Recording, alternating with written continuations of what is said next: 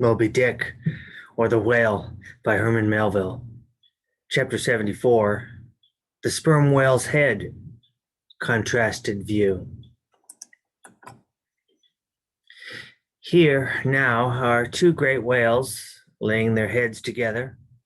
Let us join them and lay together our own. Of the grand order of folio leviathans, the sperm whale and the right whale are by far the most noteworthy.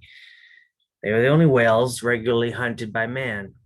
To the Nantucketer, they present the two extremes of all the known varieties of the whale, as the external difference between them is mainly observable in their heads, and as a head of each is in this moment hanging from the Pequod's side, and as we may freely go from one to the other by merely stepping across the deck, where, I should like to know, will you obtain a better chance to study practical cetology than here?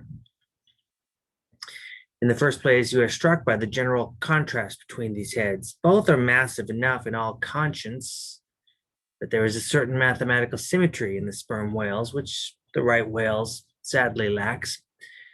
There is more character in the sperm whale's head. As you behold it, you involuntarily yield the immense superiority to him in point of pervading dignity.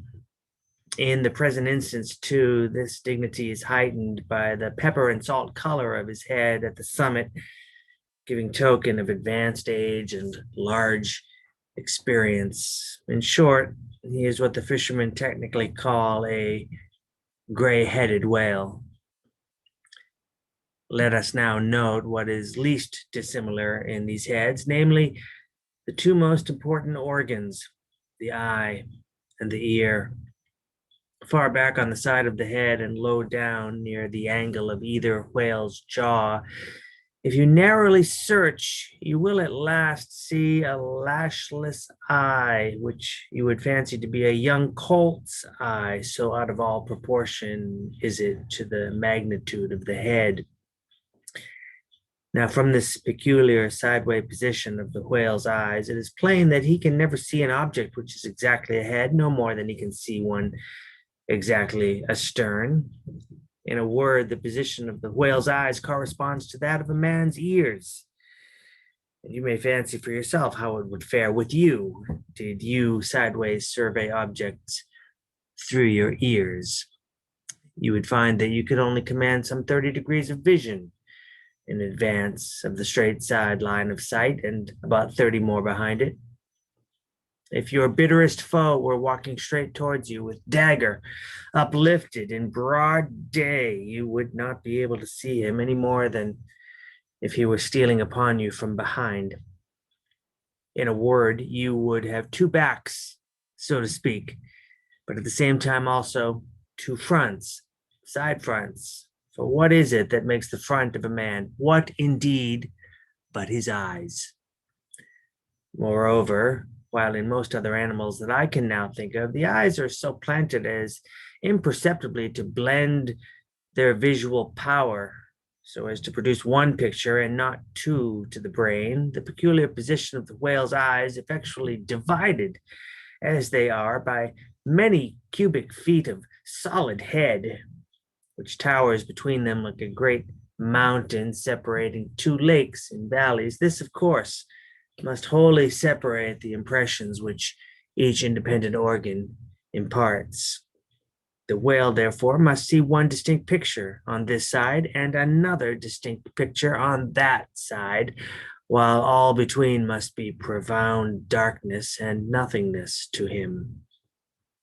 Man may, in effect, be said to look out on the world from a sentry box with two joined sashes for his window, but with the whale, these two sashes are separately inserted, making two distinct windows, but sadly impairing the view. This peculiarity of the whale's eyes is a thing always to be borne in mind in the fishery and to be remembered by the reader in some subsequent scenes. A curious and most puzzling question might be started concerning this visual matter as touching the Leviathan, but I must be content with a hint. So long as man's eyes are open in the light, the act of seeing is involuntary.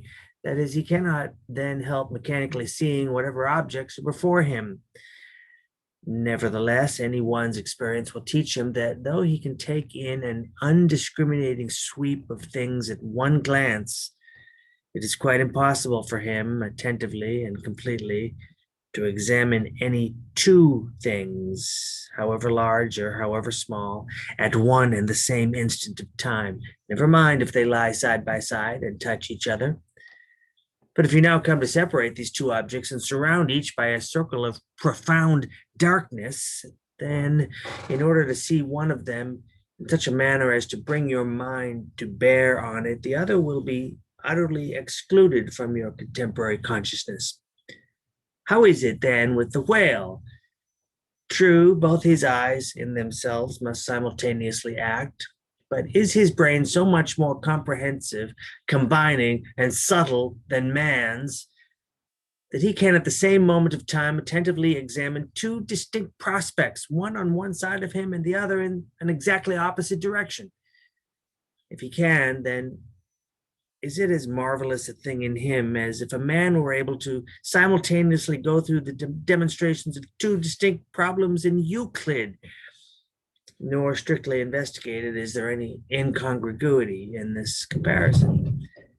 It may be but an idle whim, but it has always seemed to me that the extraordinary vacillations of movement displayed by some whales when beset by 3 or 4 boats, the timidity and liability to queer fright so common to such whales, I think that all this indirectly proceeds from the helpless perplexity of volition in which their divided and diametrically opposite powers of vision must involve them. But the ear of the whale is full as curious as the eye. If you are an entire stranger to their race, you might hunt over these two heads for hours and never discover that organ. The ear has no external leaf whatever, and into the hole itself you can hardly insert a quill, so wondrously minute is it. It is lodged a little behind the eye. With respect to their ears, this important difference is to be observed between the sperm whale and the right. While the ear of the former has an external opening, that of the latter is entirely and evenly covered over with a membrane so as to be quite imperceptible from without. Is it not curious that so vast a being as the whale should see the world through so small an eye and hear the thunder through an ear which is smaller than a hare's? But if his eyes were broad as the lens of Herschel's great telescope, and his ears capacious as the porches of cathedrals, would that make him any longer of sight or sharper of hearing? Not at all. Why then do you try to enlarge your mind, stabilize it? Let us now, with whatever levers and steam engines we have at hand, cant over the sperm whale's head that it may lie bottom up. Then, ascending by a ladder to the summit, have a peep down the mouth, and were it not that the body is now completely separated from it, with a lantern we might descend into the great Kentucky mammoth cave of his stomach.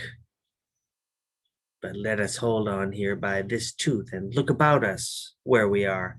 What a really beautiful and chaste-looking mouth, from floor to ceiling, lined, or rather papered, with a glistening white membrane, glossy as bridal satins.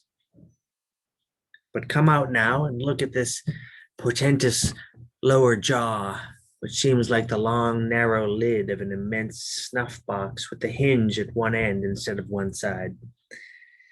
If you pry it up so as to get overhead and expose its rows of teeth, it seems a terrific portcullis, and such, alas, it proves to many a poor wight in the fishery, upon whom these spikes fall with impaling force. But far more terrible is it to behold when, fathoms down in the sea, you see some sulky whale floating there suspended, with his prodigious jaw some 15 feet long, hanging straight down at right angles with his body, for all the world like a ship's jib boom. This whale is not dead, he is only dispirited out of sorts perhaps, hypochondriac, and so supine that the hinges of his jaw have relaxed, leaving him there in that ungainly sort of plight, a reproach to all his tribe, who must no doubt imprecate lockjaws upon him. In most cases, this lower jaw, being easily unhinged by a practiced artist, is disengaged and hoisted on deck for the purpose of extracting the ivory teeth and furnishing a supply of that hard, white whalebone with which the fishermen fashion all sorts of curious articles, including canes, umbrella stalks, and handles to riding whips. With a long, weary hoist, the jaw is dragged on board as if it were an anchor. And when the proper time comes, some few days after the other work, Queequeg, Dagu, and Tashtigo, being all accomplished dentists, are set to drawing teeth.